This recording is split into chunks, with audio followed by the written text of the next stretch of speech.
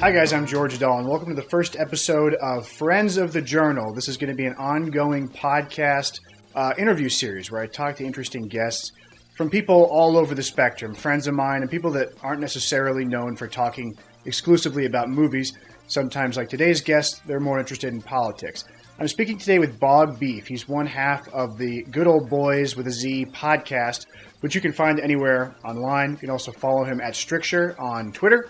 Bog, I'm a big admirer of. When I listened to the Good Old Boys show for the first time after a recommendation, I was blown away. Like, it was a total paradigm shift in the way that I thought about certain elements of politics, and I absolutely love their show. It's probably my favorite right now. So I was really happy to get Bog on the podcast, and all it took was literally me just tweeting at him, hey, why don't you come on the show talk about movies, after he was posting about Lord of the Rings, something that I was surprised to hear he was into, which made me think, this guy might have some really interesting opinions about movies as well. So I recommended that he watch the 1973 movie Walking Tall with Joe Don Baker. This was a film that I really enjoyed and had planned to talk about for a long time, but I couldn't come up with a really good angle to approach it from. Bog is from the South, and their entire show, Good Old Boys, is structured around a patronage form of government. He talks in the interview about how it's the lens through which he sees everything. So I thought this movie, which is about a small-town sheriff who has to fight against immeasurable odds and cultivate a coalition of supporters around him to do this and overthrow the corrupt regime of his town, I thought this would be a perfect movie to talk about with Bog Beef, and I think he really did. He hit it out of the park. I mean, I just kind of sit there sometimes and listen throughout the interview because, I mean, he's got it down. He has some great takes and some really interesting things that I think you guys will appreciate. I hope to do many more of these in the future, and I would suggest that you watch the movie first before coming to this podcast because it is a little more stream of consciousness and it's not as structured necessarily as my normal reviews. More of those are still coming. I'm going to be doing a review of Force 10 from Navarone and Brian De Palma's Blowout in the near future, as well as a video about the changing aesthetics of the Turner Classic Movie Channel. But without further ado, thanks so much for coming to the first episode of Friends of the Journal. I hope you enjoy. Thanks. All right, everybody, I'm on with Bog Beef from the Good Old Boys podcast, the second half of the Good Old Boys show. Bog, how you doing? Doing great. How are you doing? Not too bad. I really appreciate you coming on. You want to tell people a little bit about yourself and what you guys do over at Good Old Boys? So we have a podcast. It's on Patreon. I'm on Twitter at Bog_Beef. I guess it's politics themed, but I don't know. We read the news once a week, and we also just do shows about. I guess major themes are the patronage, but then Caesar, Huey Long, that type of stuff. I guess sort of populist themed politics. But we do a lot of history stuff. Like if you're into Caesar, we got some stuff on that. So I don't do an explicitly politics show. I'm thinking about whether or not I should lean into it more. But I kind of do this film thing as a way to keep myself sane, to keep myself involved with something I really like and love. Occasionally it'll come through. But I invited you on not necessarily to talk about politics, and I hope that's all right. Sure. No, yeah. By the way, movies is a much better topic. We don't really talk about movies that much. Merrick is kind of a movie buff, like in terms of he doesn't do it. He doesn't talk about it much, but he's one of these people that, like, I don't know. You see his avatar is the guy from his Twitter avatar is the guy from Twilight Zone. Twilight Zone. Yeah, and he like, you know, he's one of these people that's like a real movie buff that's sort of like, oh, how do they shoot this angle and stuff like that. I'm not so much that. But whenever you guys do talk about movies on your show, it's a great little morsel for me. I loved when you talked about Harrison Ford with Jeff and the cool guys that used to hang out at the Oscars like Paul Newman and Burt Reynolds and how we don't have guys like that anymore. And it's true, because those guys, it used to be possible to be fixing somebody's door frame at their office and then to get cast in Star Wars. Absolutely. So I've been to I don't remember. I didn't go to school there, but I would hang out there sometimes at the campus of Florida State University. And I think it was like raining or something. And I went inside one of the buildings, and it was one of these film buildings for Florida State. And in the film building, they had this huge mural to Burt Reynolds. Burt Reynolds is like one of my, I love Burt Reynolds. He's like a Florida redneck, like done good. And you go in there and you see this huge shrine to Burt Reynolds, which is funny because Burt Reynolds didn't study acting in college. He was a football player. He had no I don't think he had any interest in movies in college. He it was I don't know, he got into it through stuntman stuff, you know. Yeah, and actually, if you've seen the Tarantino movie Once Upon a Time in Hollywood, right? I believe those two characters are loosely based on Burt Reynolds and Hal Needham, who directed all of Burt's biggest movies: Cannonball Run, Smokey the Bandit, Stroker Ace. Right? He was a stuntman, and he was Burt's stuntman, and he kind of became his director. Yeah, I to be honest, I haven't seen it, but yeah, there's you know, like when you had those guys back then, you could just, I mean, like I guess, I mean, to me, I'm sure when these directors came across these guys, it's like, well, you know, you can't beat this with like some kind of like a theater trained guy. You're just gonna hire these guys. They're gonna get mad roles. Yeah, John Wayne was a football player too. Oh, nice. That's when he got a job working, I think, at Paramount, just as a summer job. His coach was like, "Hey, if you guys need to work, go move shit around and go move lights and stuff on a movie set." And then he just, handsome guy. They found him. It turned out. Do you like John Wayne? Yeah, for sure. Yeah, I love what so like in terms like I don't have my I'm moving right now, but so I don't have my DVD collection with me. My DVD collection is like, I mean, it is trim and slim, but it is like the movies that I watch like yearly. You know, it's like it's like almost all, I would say almost all action movies. A lot of them have car chases. It can be like Ronin, Conan. You know, like I have a pretty, I guess, stereotypical view. I mean, and then of course all the great method actors like Al Pacino, De Niro, and I'm sure if you're a real movie buff, you're going to sleep right now because like this, it's like it's like the casual person best. But I love action movies. I love this is some every most the past few Sundays. I mean, this year I've been watching Jean Claude Van Damme movies on Sundays. I'm not super familiar with him, but yeah, I'm going to try to work on it because you were giving some good recommendations on there. Yeah, I mean, so have you seen Bloodsport? No. Okay, so just at least watch. So Bloodsport towers above it all. Bloodsport is like has like just influence. I think Bloodsport influences American culture massively. But I mean, also, I mean, I guess from a libertarian angle, you know, there was that city in I guess Hong Kong where uh back back in the colonial days, you know, I guess England owned Hong Kong and China owned the rest, and there was some kind of territorial dispute where there was a no man's land that was this city.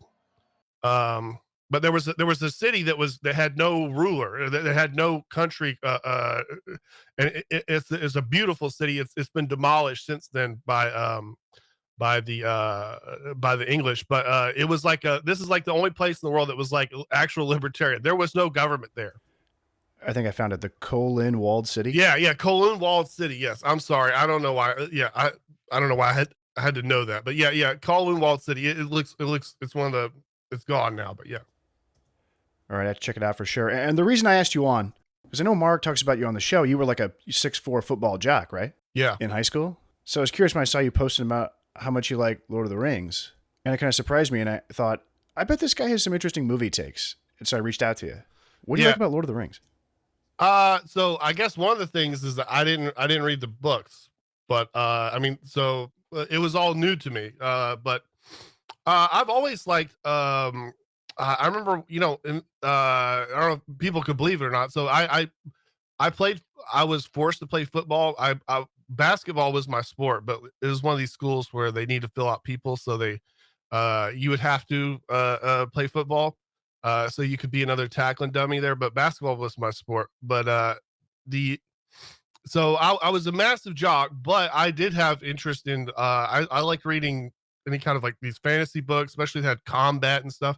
I went back and read one a couple years ago, and I was like, I can't believe how awful this was. It was yeah, sure. a Dungeons and Dragons book, and I thought this was great when I was 16 because it was all like, oh, this guy, slashes this guy with a sword and all this. I love. I mean, I'm just a huge sucker for basic heroic plot warrior guy. But talk about Lord of the Rings. I mean, okay. In terms of badass, like you just comparing it like without any of the hoity-toity aspects of Lord of the Rings, you know, the how intelligent is whatever. But who's the Viggo Mortensen, his him playing Aragorn. I mean, it's like just one of the most badass action portrayals I've seen. I mean, he looks badass in that shit.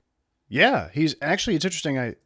In the book, and I didn't really pick up on this the first time I read it, but I had a professor of mine tell me about it. And in the book, he's kind of even more base, because in the movie, he's like very apprehensive about taking power. You know, oh, I don't know if I deserve it. I might become evil. You know, I need to earn being the king. Right. Whereas in Tolkien's book, Aragorn is just like, yeah, I'm the king. I'm going to be the king. You know, he's like, that's how it's going to be. And yeah, I think Peter Jackson sort of Americanized it to make him, we wouldn't accept that in the West necessarily. So even though within the plot he is essentially born to rule, they set up this like artificial character arc for him to go to where he has to like wrestle with this idea. He still technically has to earn it through his actions. Yeah, that makes total sense, right? So that's a I think that's a an oversight, an American oversight. I mean, I'm sure there's pluses and minuses to it. So in America, we like the meritocratic thing, and but in all like at the base level, that just always seems good, right? Like it's well, he should earn it. The best guy should be the king. Not necessarily. In real life, I mean, you can look at the way the way that you the real. I mean, so the way they do it there, I'm sure the way that it had to be modified for the books is like, well, you know, this you being the king is not by your own doing. So it's like you won the lottery. So it's a burden. Like you're expected of things. This is where you have like America. We have like billionaires and stuff who you know, they're like, get off my lawn. I don't owe anybody anything. I made this money myself. So you like the public can kiss my ass. Whereas you like I don't know if you could we were talking about this not too long ago that you can if you look at the World War II generals, like you can World War II, you still had nobility. Like the Germans and some of the others, there would be a lot of these armies would have guys who were just straight up nobility. In other words, their parents had been handed down huge tracts of land. They just own it. And then they would have guys that were just like normal guys. And you could look at a picture of them and you could just tell right away, like who is a normal guy and who is a noble. And it's not like I'm better than you. It's like, I have to, you know, people, the idea is basically like, people would come and kill me if I didn't like offer public service and do all these things, you know. So like I have to have a good PR and stuff. It's kind of like you know, all that people don't really like. So you know, all that the young men, what the the princes of England and stuff, they all joined the military. Some of them don't like the military, but with them, you know, it's kind of weird. They're still going on with it, but yes, if you're a noble, you have to join the military. You have to. That's and like you don't really have to anymore, but that's the old thing. You have to because you know you're just born with it. It's like you won the lottery, so you have to owe people stuff. Noblesse oblige, right? Yeah. Did you see the new Kingsman movie? I haven't. I would encourage you to maybe check it out, because I think the reason it's not resonating so much with a modern audience is because it is very traditional in that way. The hero is like nobility. And one of the main things the Ray Fiennes character wants to teach his son is that, like, hey, we owe it to everybody to like rise to the level of what they deserve in a king. Or not so much in a king, but the landed gentry, right? Yeah. And I think that maybe you'd like it because it sort of reframes World War One as a conspiracy to undermine the monarchy, which is a fun way to like retroactively make sense of World War One. And I think it's kind of interesting. I know a lot of people really didn't enjoy it, but I thought it was fun. I'll have to see that. But I was going to ask you, and I was just curious, were you able to watch Walking Tall? Oh yeah. I watched it. Okay, and I really want to get your take on it. I hope you enjoyed it. I thought that maybe you would. I absolutely did. I mean, that was super interesting. I watched it last night. I knew nothing going in. I had only thing I had seen like whatever the commercials and stuff for the remake. I'd never seen the remake or anything, and so but I had an idea from the commercials that this was like a revenge story with the guy with the big stick. Correct. And so I go watch this, and I was stunned. I mean, because the main thing I'm stunned. So I'm like 30 minutes into the film, and I'm like, wait a minute, like everything that happened in the first 30 minutes, like I thought that would be the entire plot of the movie. Right. So like in the first 30 minutes, like he has this showdown at the he comes back home, he goes to this casino, he goes out drinking, he gets in this fight, and he seeks revenge, he goes under trial, beats the trial, and like all this happens in like 30 minutes. And I was like, there's like another hour and a half of this movie left. It's kind of a longer movie. Yeah, I didn't realize that, but it flies. Yeah. Of course, I didn't realize until afterwards. After I saw it, I went and looked it up on Wikipedia. And the reason, because when I watched it, like immediately I was like, well, I would have done the script different. But then afterwards, I looked at Wikipedia. This is a true story. Yeah, right. Like you wouldn't maybe, if you were writing the script, have him be the victim of an attempted assassination twice. Yeah. Just, because it maybe wouldn't flow, in the structure of the story. Maybe it would that kind of drag a little bit, but then you look it up and it's like, oh, this is a real guy. That really happened to him. Oh, yeah. I mean, it's super interesting. I went and looked and ended up on a rabbit trail looking at this mafia, the unsolved, I guess, spoiler, so his wife gets killed. Yeah. And in real life, he was never convicted. However, the guy that he claims arranged the murder is still in jail anyways on other things. That guy is the leader of the Dixie Mafia. You're right.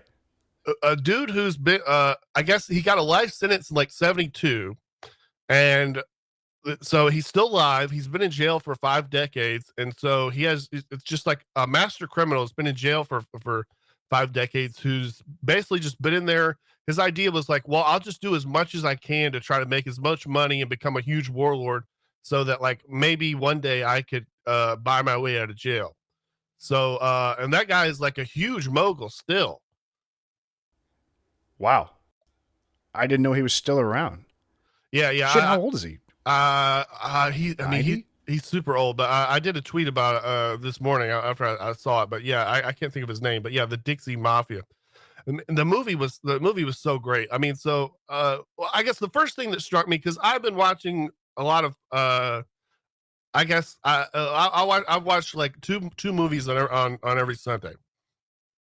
And it's, some of them are 70s, 80s and stuff. And the first thing that struck me was that and I guess this is a side thing, but there's a lot of movies made in the 70s and 80s and stuff that have like very poor lighting. Sure. I don't know what that is, and you just can't see shit. Because I understand, like I mean, that's a huge expense. That's also like I've heard this is the reason why you need makeup on camera, because there's just massive amounts of lights just blasting you out. So if anything, if there's any kind of cheapness of a film, they skimp on that. I was going to say, have you ever seen one of those old Westerns where it's clearly daytime? They put a little sort of blue filter over it to make it look like it's night. Oh yeah, for sure. Really difficult to shoot at night because you need a really, really fast lens. Like you were saying, you need an absolute ton of light. But yeah, with this movie, you can tell you can tell it's a really low budget movie. And I kind of like movies like that. That's kind of why I like to watch movies from the 70s and 80s more. You watch stuff today, it's really pretty seamless from a technical level. So I'm kind of a filmmaker myself. I make movies and stuff. So it's a little more heartening to watch old films, and you can see the seams a little more. So I can be like, oh, okay, I know how they shot that. I could potentially recreate that. Yeah, I have a feeling you probably saw a ton, because so in terms of like that kind of like, so I don't see much, but in this film, I saw when they would hit the camera on stuff. Yeah. You know what I mean? Like that would happen quite a bit, but yeah. I kind of like that because it makes me feel like, it was totally shot in Tennessee. Like, I like to think that they hired a bunch of locals and were just like, all right, let's make a movie. Let's roll. Yeah. What did you think of the acting? I thought that Joe Don Baker was really good, especially at the end when he's got that big cast over his face. He's just kind of acting with his eyes the entire time. I thought he did a fine job. Go ahead. I did. I was kind of like not all the performances were fantastic, but I was impressed. It was much better than I thought it would be. From a patronage angle, which is why I really thought you would appreciate it, I really, really enjoyed the relationship between Buford and I think his name is Obra, the black guy. Mm-hmm. You know, you think about like the biological Leninism thing, Yeah. right? Like you cultivate people who are on the outs, who are out of power, and you give them some position and some weight to swing around, and they'll be loyal to you forever. You know, because without you putting them in that position, they would have nothing. Yes. Would you agree with that? Yeah. Well, I mean, so like, man, the politics of the movie. I mean, it was. It was powerful. I mean, I don't know what. So maybe I come from. So I'm from the Gulf Coast. So not too far. So Louisiana, Mississippi, all that kind of stuff is kind of my wheelhouse.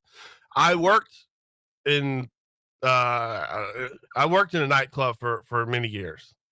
I mean, like the atmosphere they showed, like the like my town has a guy, maybe not has a guy like I don't know what the villain's name was, but The evil posse that kind of runs the town.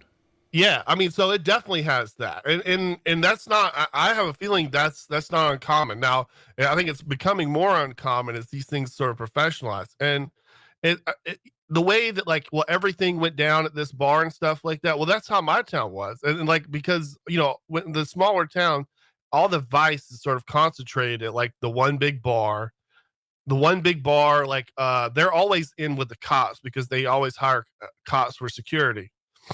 And I mean, so that all that I guess for the very least, like it made it very, very believable. And I guess afterwards I'm like, oh, it's believable because that's real life. That whole atmosphere was just very, very realistic. Because I've been around guys like this. I've been around this kind of world. There's lots of drug dealing going on and all this kind of stuff, and it's all concentrated, the vice and the all that. But so that was there, but the striking thing, the thing that struck me most about the movie and like really touched me was just the feeling that what's his name in the movie, Pusser.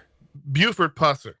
And so the feeling that they really did a great job of displaying is like just being surrounded. And that's what, like, anytime you're in, I don't know, that I've been in these kind of situations like several times. I guess I don't know, at a company or this kind of thing, like where it just feels like everybody that you're surrounded by is like some kind of like, evil robot programmed by the bad guy. It's not really, what it really is people are afraid of consequences and this and that, but it's just like you just feel totally surrounded. You clam up and get angry. And I mean, I felt like Buford. I felt like Buford many times in my life, many, many times. That's true. And I think the most powerful scene in the movie is maybe when they kill the dog. He just has some random guy come out and try to take a shot at him with his family. And I think the kids, too, the acting from the kids when, Buford brings in that dead dog, I think is extremely powerful. They're just chipping away at him and his family and his domesticity just bit by bit. And the fact that he's still able to get back up and still go after him and stay strong, it's an inspiring movie for me. And we look at contemporary politics, and we're always looking and waiting for someone like Buford to show up and clean house. But it's not easy, and it's not going to be easy, and it's going to take a lot from you. It's always like that. It's always like that. Like that you can't run. You're like, everything leads, like you can't avoid it. Because I've been in these situations many times myself, and it's like everything always leads you back to the conflict.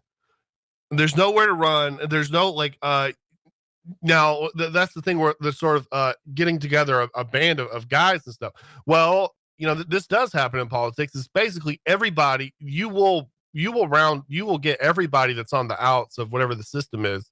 It's funny. Occasionally they would. It wasn't bad how they would dip into the sort of black politics, and occasionally they would just use words like against the system, which is a kind of a 70s way, like the man and stuff. Right. But those kind of dynamics play out all over the place. And man, it really struck me. You've got the General Lee from the Dukes of Hazzard as your little Twitter picture. Absolutely. Do you think that there was a... Why do you think there was such an interest in the South in the 1970s? Why does it seem like attention was turned towards the South and people became interested by it? I don't know, because it's natural to me. And so I've heard all kinds of things. I've heard people say that this was a conspiracy to get together Democrat votes and stuff. I have no idea, because I mean, to me, so like I'm just a standard redneck. So I don't claim any special privilege or anything, but like when I was born, my parents, like the first outfit a picture of me is I'm wearing the Confederate flag. Right. Nobody in my like so I'm Scots Irish, so we didn't own slaves, we didn't have some big big plantation and stuff, but we're just sort of like, general rednecks, right? And so things like the General Lee the car have always been cool where I'm from. So I mean, in my hometown there are like 4 replica General Lees. There's one that's big, jacked up on big tires and stuff. Uh, the you know to go further with the culture. So like there was if you're redneck, like we had like our own Disney World. You go to Lookout Mountain. You go and you go to so sort of in the 90s and stuff. TNN was big. Going back further, 80s, like Hee Haw. I think Hee Haw is a great intersection of that. And like, yeah, I maybe the Hee Haw is some kind of like conspiracy where I don't know. Everyone liked Hee Haw. Hee Haw, like if you look at the musicians, and I know it was a joke in like national TV, but like you look at the musicians who are on there, they were like just disgusting musicians, like some of the best like on earth. You would just have like just the absolute best on earth would just be there all the time. I hope you'll forgive my ignorance of the South. I'm from the Midwest, and we don't have that same cultural pull in the same way necessarily as the South does. But I hope you don't mind me asking questions, and that's part of the reason why I chose this movie, knowing that you're from the South. I was just wondering if it was authentic, and it seems that it is. Oh, absolutely. And something else that you touched on earlier is that I just watched the movie Roadhouse with my brother. Have you seen Roadhouse with Patrick Swayze? Yes. I'm related to someone in Roadhouse, but I can't say who. Okay. When he was commenting on the movie, he was like, why is this one bar like the nexus of all political intrigue in the entire town? But from what you're saying, that makes more sense. I don't know where they shot Roadhouse, but I can tell you it's not Kansas City. It doesn't look like Kansas City. It's definitely probably somewhere in the South. Yeah. Yeah. Oh, yeah. Well, I'm sure. So I've been to the Midwest once to go get a classic car. We stayed in Topeka one night. Okay. And I was, I'm like 21, 22. We're like, we drove around, like we couldn't find, like everything closed like 8 p.m. and stuff. So, maybe there was a Roadhouse bar. We couldn't find it. But so that's just always how, like, it's difficult to explain, but like that movie's, the movie thing where it's like, where the nexus of all the vice. So in other words, like drug dealing, prostitution, illegal gambling. And so like, I don't know, people think illegal gambling is like something only in movies. They do that all over. I mean, is it a little less now? I don't know, maybe, but like there's legal card rooms like in the South. That's real. That's totally real. But the like the thing about the bar stuff, it's like, first off, like the bars, like they have to be intertwined with the police, because first off, like, these things, like they just manufacture, like people are fighting there, everyone that leaves is driving drunk, but everything bad goes down at night, and like especially in the smaller town, like, well, everything else is closed. This is where everything goes down, and that, and like strip clubs sort of represent like an even more intense version of this kind of. I mean, so they don't have huge crowds and stuff, but the amount of like illegal stuff going through there, I don't know. So I was reading on the Real Dixie Mafia, and like the Real Dixie Mafia, a lot of it is strip clubs. It always seems like when you go into one of them, And I'm not necessarily like a huge patron. It just seems like there's like some unspoken rules. If you don't know, you stick out, and you probably need to go.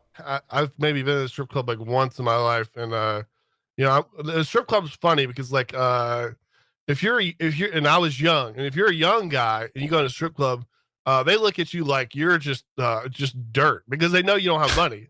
The guys in there blowing money are old guys. So like they don't get they're not gonna give you a time of day if you're like, you're like 25, they're going there. They know you're broke. Yeah.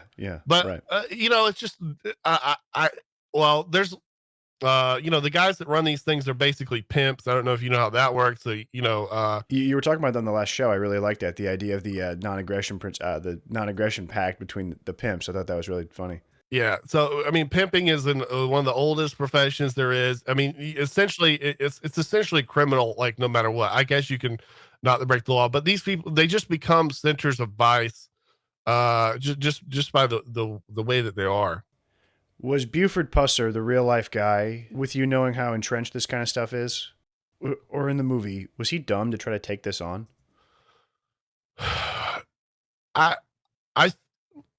I think you get to where that you don't really have another choice. I think that I don't know. I don't see how there was another path for him.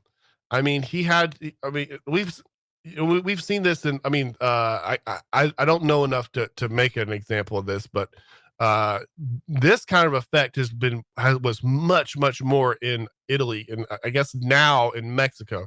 So I don't know if you've heard about, so in Italy's where the all these Italian there's a mafia for every kind of ethnicity on earth, right? So there's there's a Irish mafia, there's a Samoan mafia, there's every kind of mafia. But the Italian mafias have always been extra powerful because that was where, from what I understand, there's all those islands off of Italy. That was where they processed the heroin, going back to old times. So they were super powerful. Sometime in the 20th century, the Italians decided they were going to. So up into the 20th century, Italy was just run by the mob, and these guys, they're a lot of them are not great. It wasn't super happy. Main thing was there was just like garbage everywhere and stuff. Sure. There's all these criminals running everything, and so they had this multi-decade clampdown on the mob, and so many people died. Like all these detectives, all these judges. I mean, judges were getting killed left and right. There must have been quite a few Buford Pussers there that all died, and a lot of these people. I mean, especially in over here in America, people say, "Oh, we'll just move." You could just move to California or move to Iowa. People just move. From my understanding, in Europe, it's not like that. People stay where they're at. Except for the rich. Like if you're born, and so if that's your town, I mean that's your town. Like people build up the mafia and stuff like that. But like if you were an ordinary Italian guy, the mafia was like stealing from you. They the most basic way, in the movies and stuff, mafias make way that they give stuff to the people, and everyone loves them. Real life, they like tax you basically. They're just an alternate government. Oh, by the way, let's talk about the one of my favorite things about the movie was the violence. Yeah. Oh, yeah. It was raw. Yeah. I mean, I don't mean like it wasn't like gory, silly. It really made it realistic. Kind of, so in the movie he was supposed to be a wrestler. Yes. And in real life he was a wrestler, which is another common thing in the South. But so he, in wrestling I don't know so much today, but back in the day, they would cut. There's a big vein on your forehead. They would like take a little razor blade and like cut it where you couldn't see it to put lots of blood out. And like the idea was that people, like, you take the same wrestling match, you add blood, and people are just much more interested. It just looks way more realistic. It looks way better. And in the movie, that was totally true. I mean, I can't remember, like even from the very first fight, it was crazy bloody. It was crazy violent. There was the moment where they were torturing the blonde prostitute. Oh yeah. that was insanely violent. He goes in there in the fight inside there. That was crazy violent, super bloody. I mean, all the violence was top notch. I liked it. Oh yeah, and then he shoots the old lady, and it's not gratuitous or played up for laughs like in the Quentin Tarantino way, to where we just explode as much blood out of somebody as possible as kind of like a visual sight gag. It is like incredibly visceral. And no, I really appreciate that. And on the wrestling comment too, he goes on kind of a diatribe about how in wrestling he was sort of, fights were fixed. And I really kind of like that because there was no self-determination for him. It was a one-way street leading nowhere, Dad. It was organized dishonesty. It was a system. You win when they let you win. You climb the ladder when they let you. You breathe when they feel like giving you air. Just got fed up with other people running my life their way. You've heard. It's all over now. Don't relive it. Which probably led to him wanting to have some control and some like autonomy over, where he's at in his life and the forces arrayed against him. Yeah, that was great. And I guess, the ironic comment there was that, on the outside in real life, everything was fixed too. Yeah, right. Yeah, you're right. No, that's a great meta point. Look, I had to stand up for myself alone. I didn't go in to rob any gambling house with just a stick. I went in there to remind them that somewhere in this world there's still a little order left. To let them know in the only kind of terms that their kind understand is that they can't bribe, or threaten their way out of what they did to me. And they did this. You're out of order! You're out of order! You're out of order! Stop it right now. Stop him. Your Honor, state objects to it. You let them do this to me and get away with it, and you give them the eternal right to do the same damn thing to any one of you. I don't think you would make this movie now. I don't think you could in the same way. Oh, absolutely not. I mean, like, not so much, but I mean, there's bordering on documentary. Like I mean, I can tell you right now, if Hollywood, if they were making this today, I think the script would be the first 30 minutes. Right. It would be, he just needs to get revenge the whole time. It wouldn't be about his ascent to like power. Yeah. And his fighting off the villains. Yeah, absolutely. Absolutely. Running for office and stuff. No way. No way. Yeah. It would just be really straightforward. It would be I have to get revenge on these people who wronged me. And it wouldn't be as compelling. Yeah. What did you think of the scene where he finds the rat in the operation? That's one of my favorite scenes too. It's just a visceral scene. I love that. The deputy who betrays him, and he threatens to blow him up with dynamite at the still, and he makes him beg for his life. Crawl to him and stuff. Yeah. That was awesome. That was, I mean, he had to, he had that planned out, and basically he had to totally break him. It was not going to be a discussion. He had to have this guy just basically lay his life to him. Immediately, I was gripped in that scene, because I'll tell you what, when he pulls the badge off his shirt, I immediately thought like, oh shit, like that, the other guys are going to kill him as soon as he leaves. Which, I mean, if I'm thinking that, then that means, the movie's got me. Right. Exactly. Yeah. I don't think you would see that out of a modern hero. They would maybe think that was too dark, or the audience would turn against him for not being more merciful. Yeah. In terms of dark, I mean, the movie was very dark, but not, I don't think in any kind of egregious way or whatever. Something I've never seen done nearly as well. I mean, I thank you for recommending this movie, because there were so many things that I've never seen done nearly as well. So when he comes back home and he first goes to the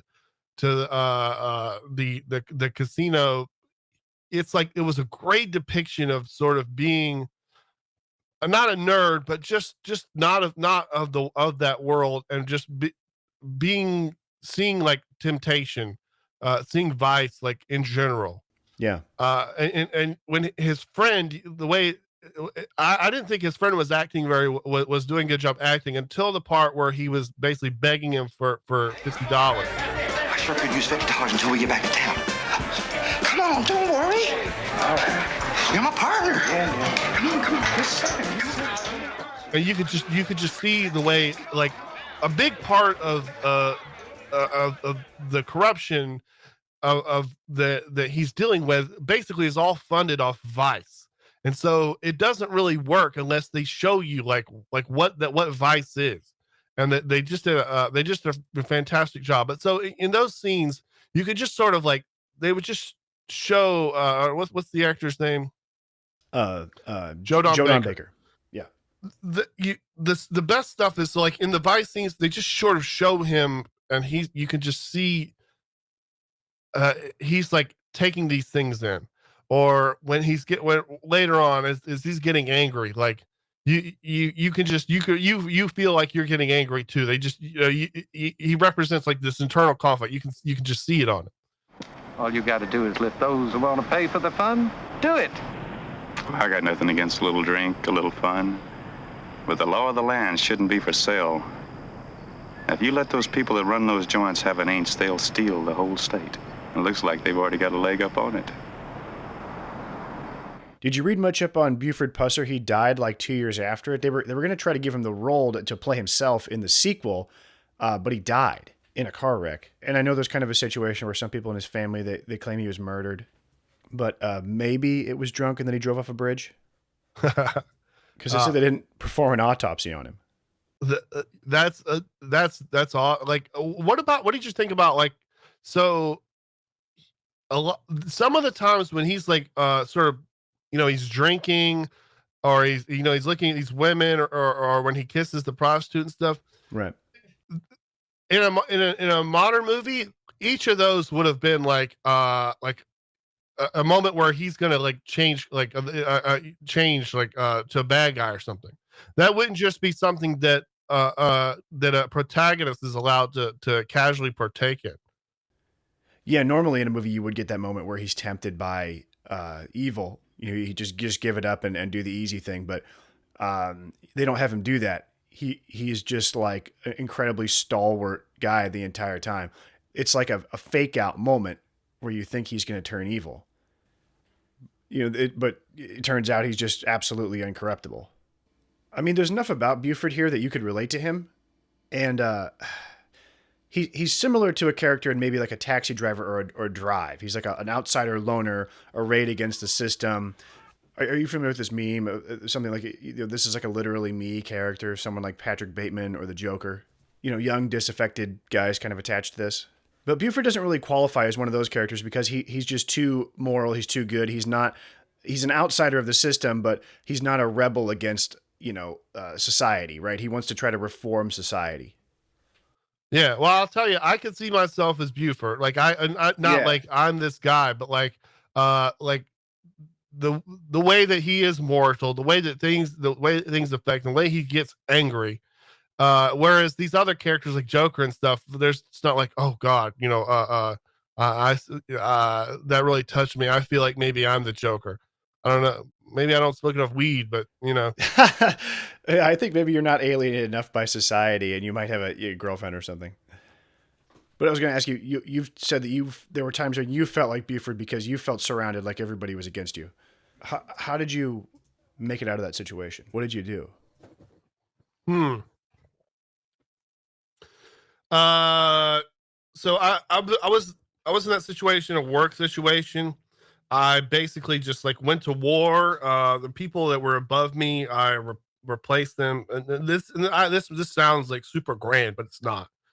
This is not much money. This is like shitty jobs and stuff. There are other times where I mean, I used to feel. I mean, maybe I don't know. Maybe I feel like this all the time. I felt. I mean, even smaller examples. So we talked about basketball earlier. So I felt this way playing basketball. I hated my coach. I thought, it was one situation where his son's on the team. I didn't feel like he was coaching right. I would just get so angry. I would bench myself, take off my shoes. Like I'm not playing anymore. Now that's not like super like this movie, but now when you get this movie is more like an adult situation.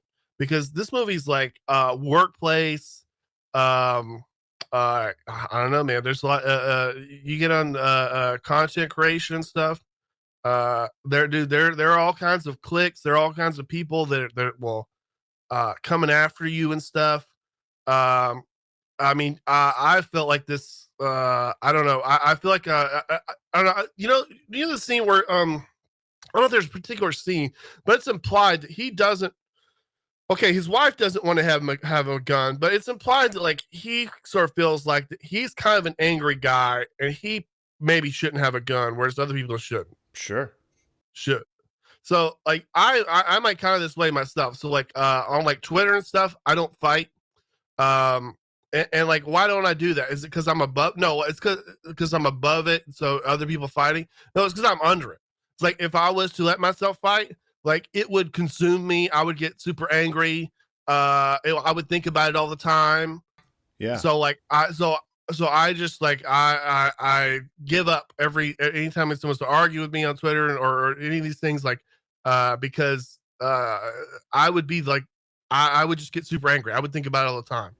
I see this a lot, and that was something I wanted to ask you about and bring up because you and Marek seem to be really good at not doing this. Because there are a lot of, podcasts and personalities out there, that maybe run in the same circle as you guys or in this type of like arena, and they throw shade at each other all the time. And there's a lot of like gossipy bitchiness, I feel. Maybe someone's not passing the purity test, of what someone thinks they should be, doing.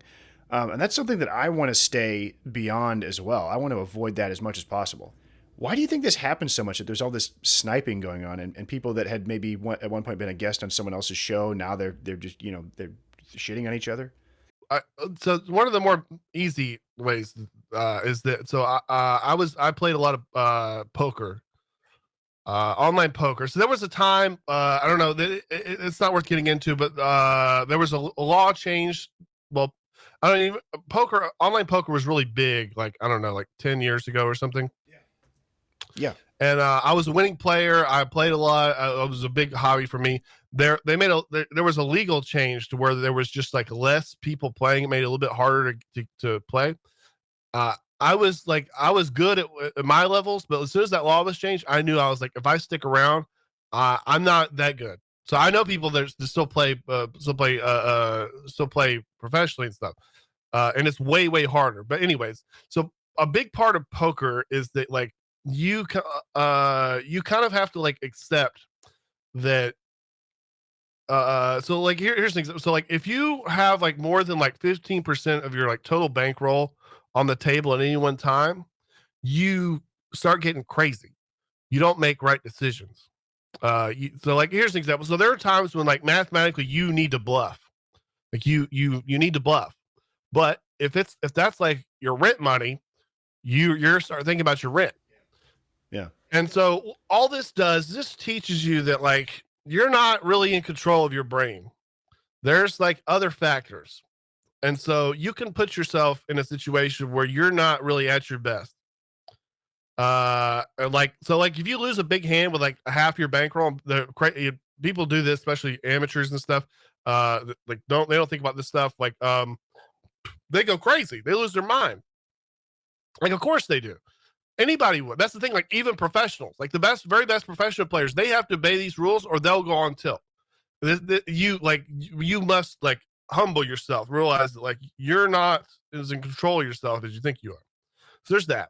Okay. There's, I don't know, like, and I've known Marek this long. So I don't know, the way I talk about things, I can be like flippant. I was just in a lot of situations where people would be talking about politics and stuff, and people would get really angry at things I said. Where I didn't think I was I didn't think I was inciting them. I would be like under control, whatever, but they would get very upset. Yeah. And it just kept happening.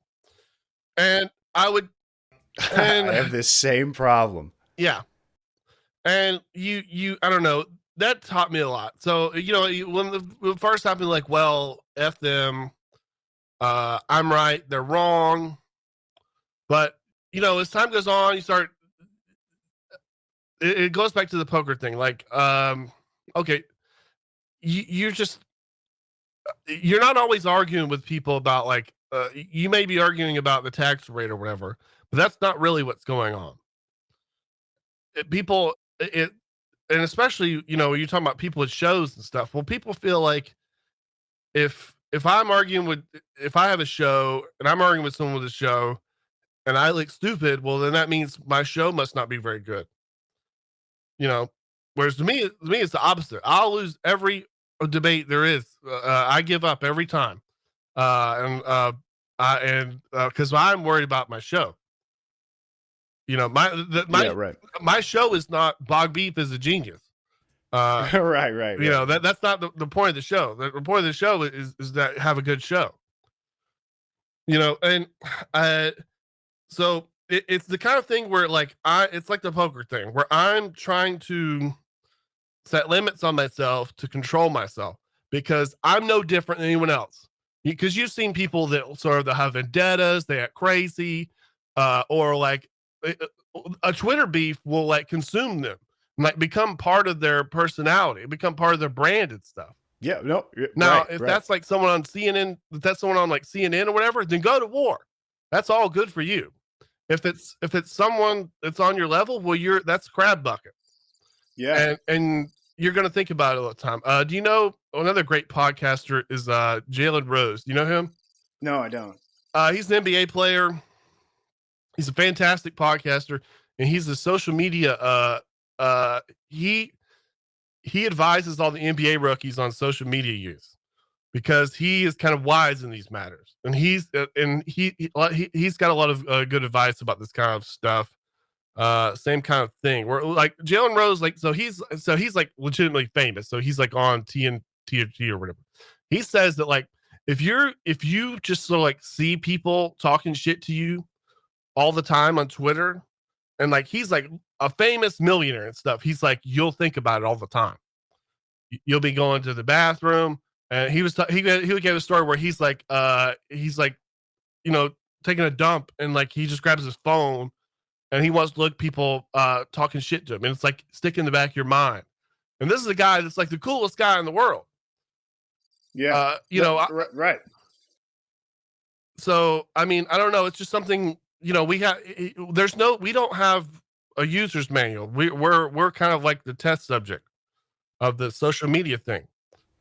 Do you think that maybe where you guys are coming from politically is maybe kind of like arcane or inscrutable to some people that they don't know what to do with you? They don't know where to put you in the box? I do. I do. There's a lot of that. I mean, so like so in our news show, we just kind of say our opinions, like however they are. On anything that's not the news show, I try to I want to sell the show to everybody. Now that doesn't mean I changed my opinions. That means like like there are people that like, let's say they'll have a left wing or right wing show, and they'll have a show and like everyone that's the other wing, they're stupid. Well, I would never do that. I mean, right. And because like I definitely want to entertain people, and so someone I look up to a lot is Adam Carolla. You know him? Oh yeah. And so he definitely has right wing, so he's clearly right wing, but the listeners to his show are certainly not like it might be like 60-40 at best, because like he's there to entertain. He doesn't hold back on what he's saying, but he's there to entertain everybody. Also, the patronage thing is basically neutral in terms of right wing, left wing. It's just kind of an analysis thing. I sort of take it further. I think that patronage sort of implies certain good things about governance, but that's kind of like beyond it. Patronage is just kind of like an analysis lens that I really like. Yeah, I think that's a great way to put it. It's a lens for analysis. Yeah, and it's one that I hadn't considered until I listened to your guys' show. It seemed totally unapproachable to me at the time, because I was just thinking, how can I make government smaller? I wasn't thinking, what is my local politician doing for me, which is the more realistic and healthy way, I think, to look at it. Yeah, I couldn't do without it. And a lot of the other, I don't know if it's the poker thing that attracted me. So I sort of briefly went to college. It didn't work out. I wasn't really set up for that. The time that I would have like been in college, like reading political theory, I was like reading poker books. So, okay. Yeah. So that's sort of like the basis of how I think about things. So you say you look at it through this lens, and I don't mean to swing it back too quickly to movies, to keep on brand or anything, but you hear about these guys who, they study Marx, they study Derrida, etc., and they look at everything through a lens of, Marxism or feminist theory, etc. Do you approach media in a similar way? Like, do you look at a movie and say, this conforms to this idea of a patronage system that I've got? This is a film that endorses my worldview. Well, I don't think so. The Patriots really doesn't really have that kind of graph. So, Marxism has had and a lot of money, a lot of writers, a lot of brains have contributed to the Marxist tradition, right? So Right. there are books that are would be considered white nationalists. They're Marxist because I mean, you think about there's all these Eastern European countries where it was officially Marxist countries. So all the writers and stuff there were producing Marxist literature, even if it may not be similar to Marxism. It's not that broad of a thing where I don't think you could, but I just but I do sort of think about everything as like that. In terms of people thinking about everything like that, their way, I don't really have a problem with that. And I don't think patronage has the best answers all the time, but I think I'm better off being the patronage guy, and that's the answers I have, and being really good at my instrument. And if someone else does Marxism, they should just. I think they would be better off being really good at their instrument, and because you'll know the way, you'll know where your analysis is not as good, where it misses things. You'll know the books where people are lying, where they're you'll know the faults of it too, because unless someone thinks that they have these things are just models. They're not really reality.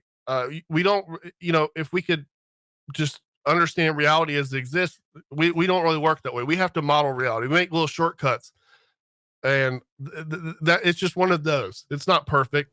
Yeah, and this is something that I try to, and this is something that I've used in my movie reviews. It's not always just here's my political perspective on this film. Sometimes I'll read something like a progressive analysis, and I'll imbue that I'll put that into the review. I'll say, hey, here's one angle to look at this movie, and I did that for a 1970s film called Thunderbolt and Lightfoot. Have you ever seen that movie? No. It's really good. I think you would probably like it. It's like a buddy heist movie with Clint Eastwood and Jeff Bridges, and it was written and directed by a guy named Michael Cimino, who it's arguable and rather kind of opaque over whether or not he's gay, or as he got older, it seemed like, he was kind of reclusive, but people were speculating that he was transgender. And knowing all this, when you watch the film, there are moments, two moments where Jeff Bridges dresses up as a woman. There's a lot of ambiguous, it could be platonic, but it's, sort of on the edge, dialogue and banter between Eastwood and Bridges. There's kind of an inclination that there could be a romantic thing going on there, but not on the surface, but if you read into it, right? Not literally in the plot of the film, right? At the end of the movie, after Jeff Bridges dies, spoiler alert, to go all Freudian, Clint Eastwood literally extinguishes a cigar. There's loving close-ups of Clint Eastwood as he unbuckles his belt. And I mentioned this as a way to read the movie, and I got raked over the coals for this. And I was I didn't think it was unreasonable to, look at a movie that was directed by a guy whose sexuality is rather ambiguous and say, perhaps subconsciously, he infused this film with some of his latent ideas. But the people that make movies, they don't necessarily know what it means either. But they think that, you found the secret sauce to the movie and that this is what it really means, right? There are a lot of people running around, and I would do the same thing, right? If there are people that are clearly producing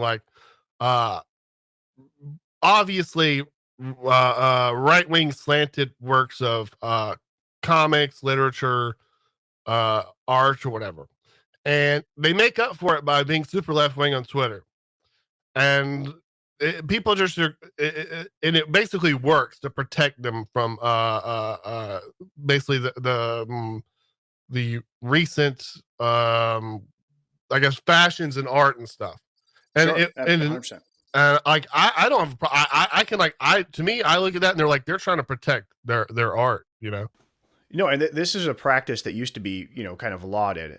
If you watch Martin Scorsese, he did a documentary for PBS called Martin Scorsese: Personal Journey Through American Movies. He does a whole segment in there about the director as smuggler and talking about how there were progressives that were smuggling ideas, into the films, to get past the censors, right, to get past the system. And he, Scorsese's oh, this is great. This is awesome.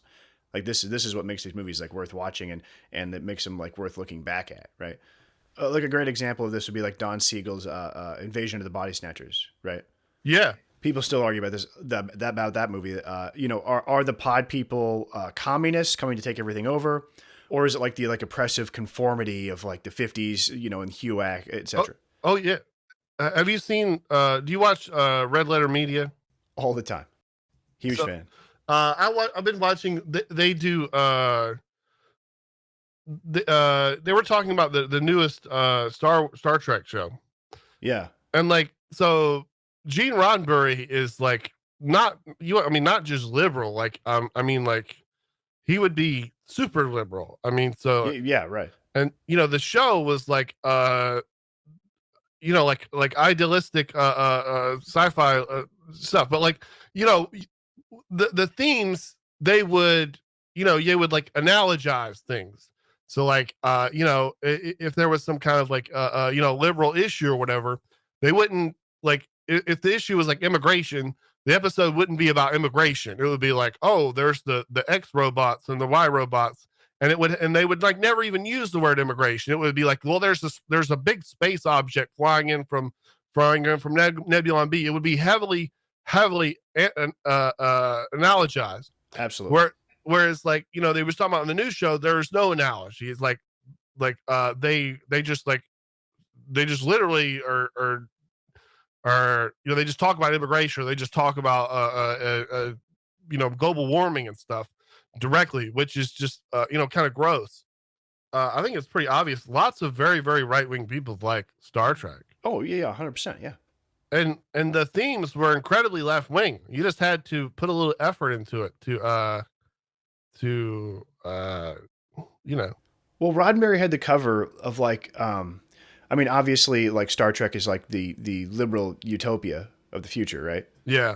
But I think something that they discovered, like with the movies, especially like Wrath of Khan. I mean, Star Trek also functions as like a military drama, right? It's like a submarine in space, which I think also lends its appeal to right-wing sensibilities, perhaps. Yeah, that's the other funny thing. They were talking about on the news show. They were like, they weren't sure if the writers knew that Star Trek was supposed to be like a military organization, like because the way people talk to each other very crudely and stuff. Are you a Star Trek fan? I watched the original series as a little kid, but like not in any systematic way. It was just one of these shows that would come on after school. I didn't really. I watched it was one of these things where like I tried to watch Next Generation a couple of times, but like it was clearly like you needed to sort of know what's going on. It was sort of, yeah. I like the movie series, like the 1 through 6 that they did with Shatner and the older cast in the 70s and 80s. But I look at the Next Generation, and it just kind of aesthetically like repels me a little bit. I enjoyed the original series movies somewhat, but I mean, I went back and watched one of them not too long ago, and I was just appalled at the acting.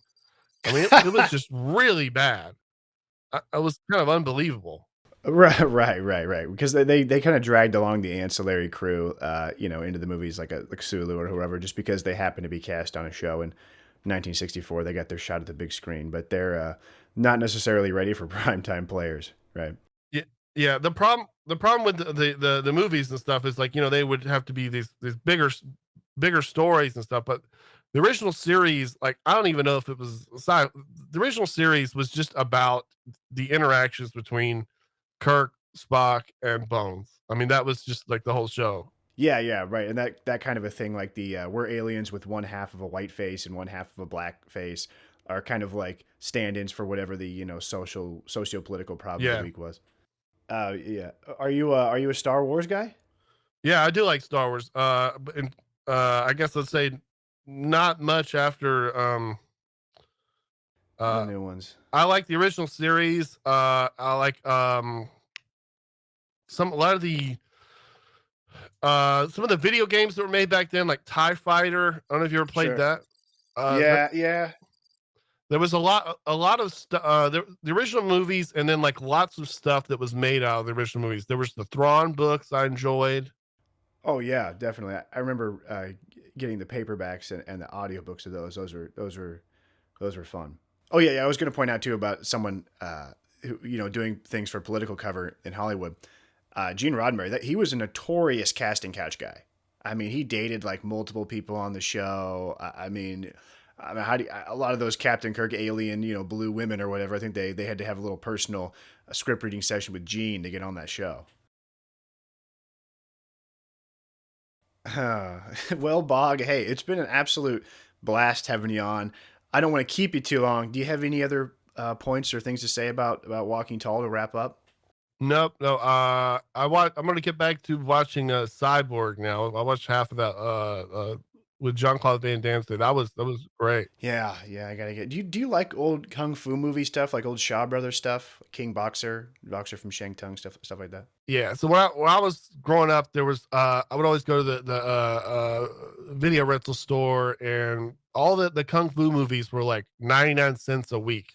Oh yeah. And yeah, you could keep swapping them out. So I loved I would just watch all these kung fu movies, karate movies. I love these. Well, Bog, I just want to say I really appreciate having you on and bearing with me through my first interview. I was a little nervous, I have to say. I'm a big fan of you guys, and I'm just blown away that you would come and be on my channel. So thanks again. Thank you. I had a great time, and good luck to you. I'm sure you'll do very well. Yeah. So thanks again for making the time to talk to me. Hopefully this will be out soon. Awesome. Thanks, Bog. Night, everybody.